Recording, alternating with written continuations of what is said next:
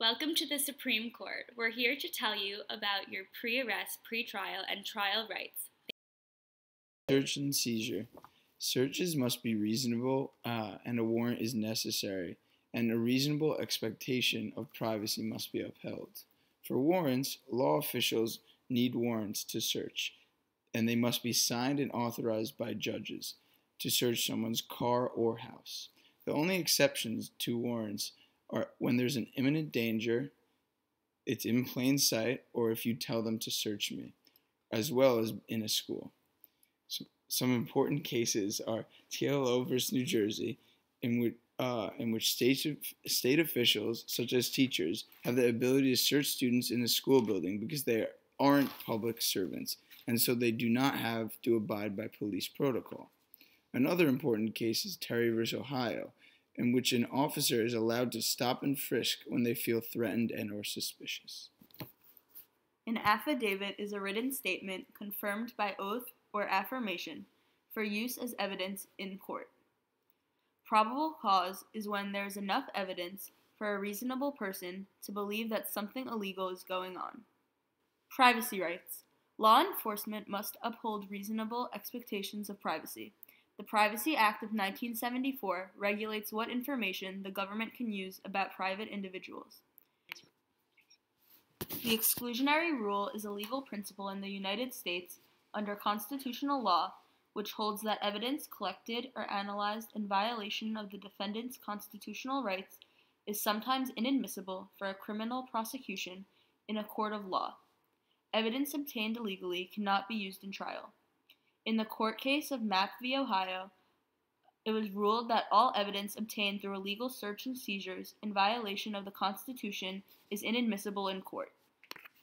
A person's Miranda rights must be read to them upon arrest, and they are the right to remain silent and the right to an attorney. One must be read their Miranda rights except when there is imminent danger, if they are subpoenaed, if they are a group or a company, or if there is a civil trial, in which of those cases you cannot plead the Fifth Amendment, which means you have the right to remain silent. This is all because of the case of Miranda versus Arizona, in which the Supreme Court specifically outlined the warnings that police have to give to suspects, including warnings of the right to remain silent and the right to have counsel present during interrogations. The writ of habeas corpus states that anyone who is arrested must be tried and must be accused of a crime. You can't just put someone in jail and arrest them for no reason.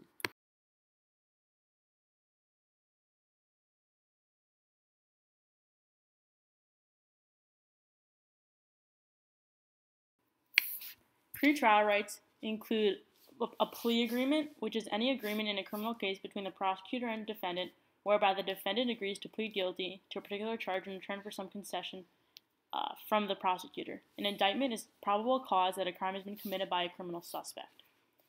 Every individual who's convicted of a crime has the right to a grand jury, which is where a jury of 12 to 23 people screens evidence and decides whether or not to issue an indictment. Another pretrial right is reasonable bail. Bail is the money that is paid to get out of the jail before the court date. Every criminal is entitled to reasonable bail, as said by the Constitution. Every individual is also entitled to counsel, thanks to Gideon versus Wainwright. If an individual cannot afford counsel, then a public defender is provided for them.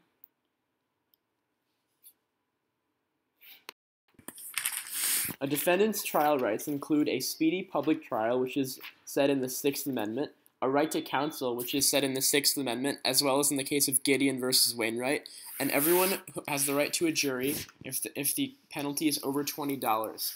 In the case Strawder versus West Virginia, African Americans were permitted to serve on juries, and in the case of Taylor versus Louisiana, women were allowed to serve on juries. Thanks for listening and stay classy, America.